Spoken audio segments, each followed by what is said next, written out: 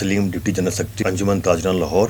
آئیے ان سے جانتے ہیں کہ وہ بجٹ 2021 اور 22 کے حوالے سے کیا کہیں گے.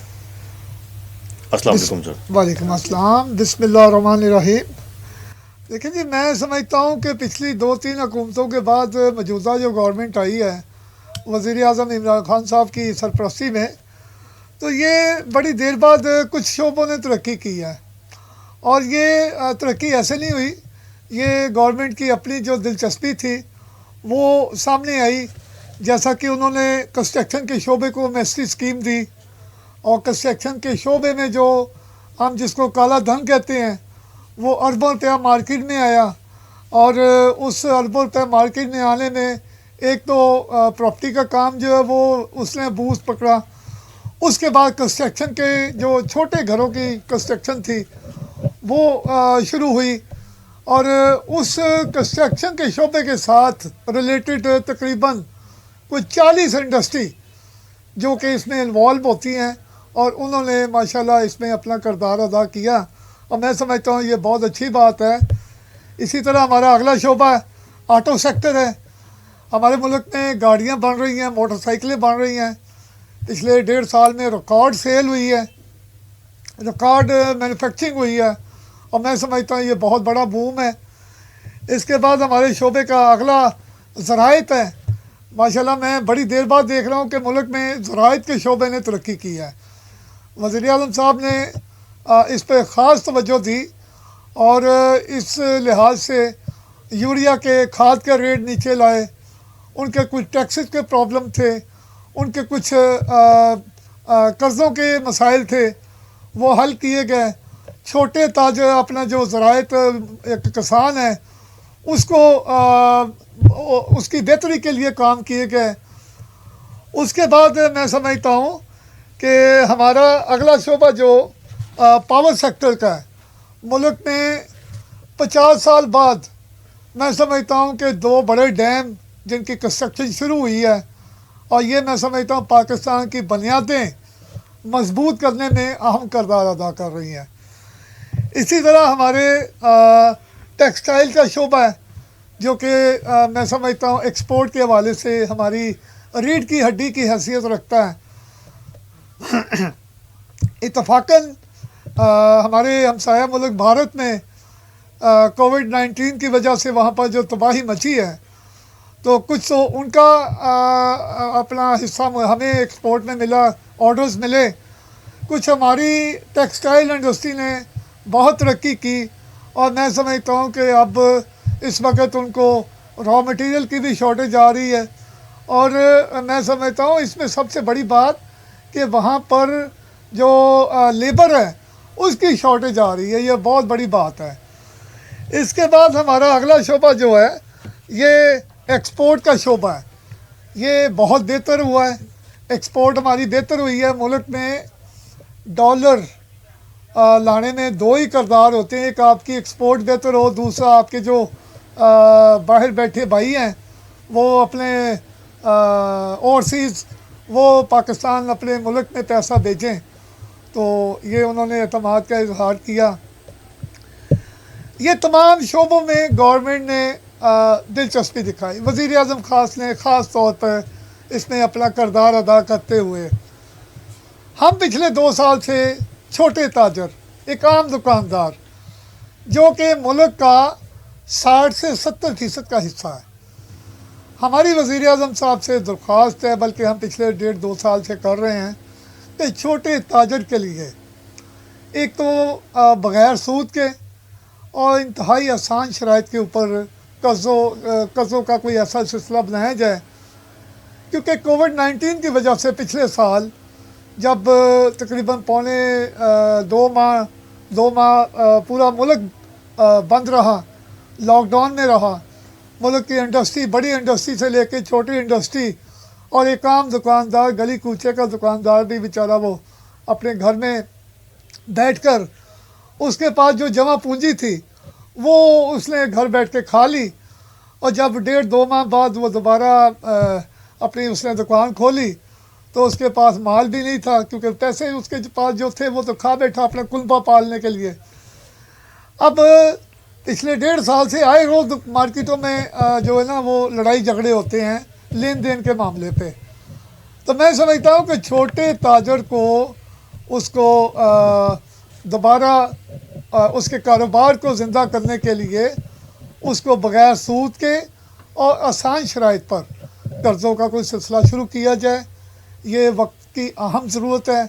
ये वज़ीर आज़म साहब से ख़ास तौर पे मैं इस पे गुजारिश करूँगा कि ये हमारी बहुत अहम रिक्वायरमेंट है, जहाँ पर आपने इतने इदारों को उनमें बेहतरी लाने के लिए इक़दाम किए। ये छोटे ताजर जो एक मुल्क का बहुत बड़ा तबका है, उसके लिए भी आपकी दिलचस्पी चाहिए और हम इंशाअल्लाह ताला ये इस सिलसिले को आगे बढ़ा के दिखाएंगे। गवर्नमेंट साहब क्या एक्सेप्ट कर रहे हैं?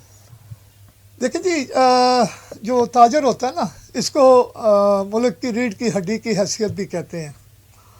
और दूसरे नंबर पे हमारे इदारे जो हैं उससे हमेशा हमने एक ही रिक्वायर्ड किया है कि आप जब कोई नया टैक्स लगाते हैं, कोई नया सिस्टम मार्केट में लाना चाहते हैं, कोई नया सिस्टम मुल्क में राइज करना चाहते हैं, तो उसके लिए स्टेक होल्डर्स को आप मशावरत में लें।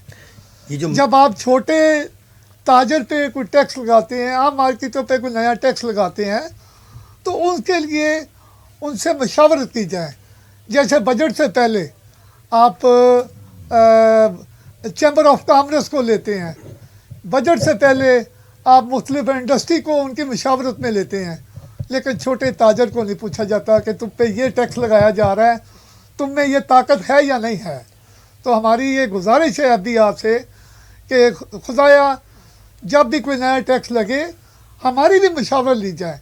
हमारे भी नुमाइंदे हैं, हम भी मार्केटों में बैठे हैं, अपने ताजर भाइयों की नुमाइंदगी करते हैं, हमसे भी इस्लाहात करवाई जाएँ, ली जाएँ, हम मशावरत की जाए। ये सब जो महंगाई का जिन है, आप क्या समझते हैं ये बजट के बाद काबू में आ जाएगा? देखिए जी, मैं इसमें ख़ास तौर पे वज़ीर आज़म साहब से कहूँगा कि पाकिस्तान की ख़ारजा पॉलिसी बेहतरीन जा रही है, पाकिस्तान दिफाई तौर पे बेहतरीन जा रहा है। आज आके इस वक्त गवर्नमेंट के ऊपर अगर कोई प्रेशर है तो वो महंगाई का है। महंगाई के जिन को काबू कर लें तो मैं समझता हूँ पिछले 15-20 साल में जितनी हुकूमतें आई सबसे कामयाब तरीन हुकूमत आपकी होगी। मैं समझता हूँ कि ब्यूरोक्रेसी आपका साथ नहीं दे रही।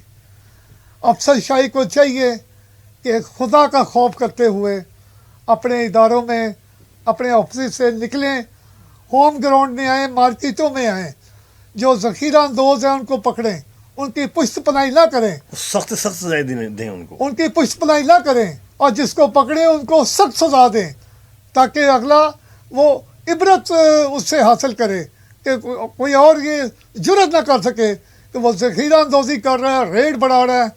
देखिए मेरी बात सुनें, पाकिस्तान दुनिया के चंद उन ममालिक में है जिसमें बेहतरीन नहरी निज़ाम है। हमारे पास 4-5 मौसम हैं, बेहतरीन खूबसूरत हमारे मौसम हैं। यहाँ पर फल, सब्जियाँ, अनाज, हर चीज़ के अजनास जो है यहाँ पर पैदा होते हैं। ये सब क्या वजह है? छोटी मछलियाँ पकड़ी जाती हैं और बड़ी मछली पकड़ी नहीं जाती।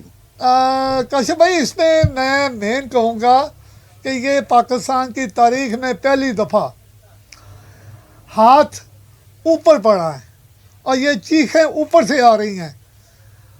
जरदारी साहब जो कहते थे कि किसी में जुर्रत नहीं है कि नैब का चेयरमैन एक अपना वो मुझे गिरफ्तार करेगा, उसके बाद मियाँ साहब, उसके बाद और बड़े नाम हैं। ये सारे बड़े नाम जो एक दूसरे को गाली गलौज करते थे, आज वो सारे एक प्लेटफार्म के ऊपर इकट्ठे हैं। एक प्लेटफार्म के ऊपर सारे मामलात जो हैं वो इधर अपना वो एक ही प्लेट में सारे बांट रहे हैं। तो कहने का मतलब ये है कि ये बड़े लोगों को, बड़े डाकुओं को हाथ पड़ा है तो ये सारा निज़ाम एक दफ़ा बिखर गया। अगर इमरान खान साहब जब आए थे इनसे हाथ मिला लेते तो मैं समझता हूँ इनको ज़रूरत ही नहीं थी, हर चीज़ उसी तरह चलती जिस तरह पिछली हुकूमतों में चल रही थी। इनको मेन सामने यही है कि ये बड़े जो हमारे मुल्क को खाने वाले, देखिए हमने दुनिया का 110 अरब डॉलर देना है, क्या आप समझते हैं कि 110 अरब डॉलर इस मुल्क पे लगा है? 110 अरब डॉलर से एक नया मुल्क बन जाता है, लेकिन आज भी हमारे मुल्क के 70% अवाम पीने के साफ पानी से महरूम है। आज भी हमारे हॉस्पिटलों में डिस्प्रिन नहीं है, पेनाडोल नहीं है। हमारे उन इलाकों में जहाँ पर दूर दराज इलाकों में वहाँ पर कुत्ते के काटने का इंजेक्शन नहीं है। तो कहने का मतलब ये है कि हर साल हमें बाहर से भी एड आती हैं, यहाँ भी टैक्सेस इकट्ठे होते हैं। 4,000 अरब 5,000 अरब इकट्ठा होता है पाकिस्तान से, वो कहाँ जाता है? वो इन्हीं हमारे जो अकाओ थे जो अब इस वक्त जूतियों में दाल बांट रहे हैं। इस हुकूमत ने ऊपर से हाथ डाला है और इन लोगों को पकड़ा है और इन लोगों को अब इनकी चीखें निकल रही हैं। थैंक यू मियाँ साहब, आप हमारे प्रोग्राम में आए, और इसी के साथ नाज़रीन हमें इजाज़त दीजिए। नेक्स्ट टाइम हम लोग एक और शख्सियत के साथ हाजिर होंगे। इसी के साथ अपने होस्ट काशिफ हसन को इजाज़त दीजिए। कैमरा मैन साबिर अंसारी के साथ काशिफ हसन, निज़ाम टीवी।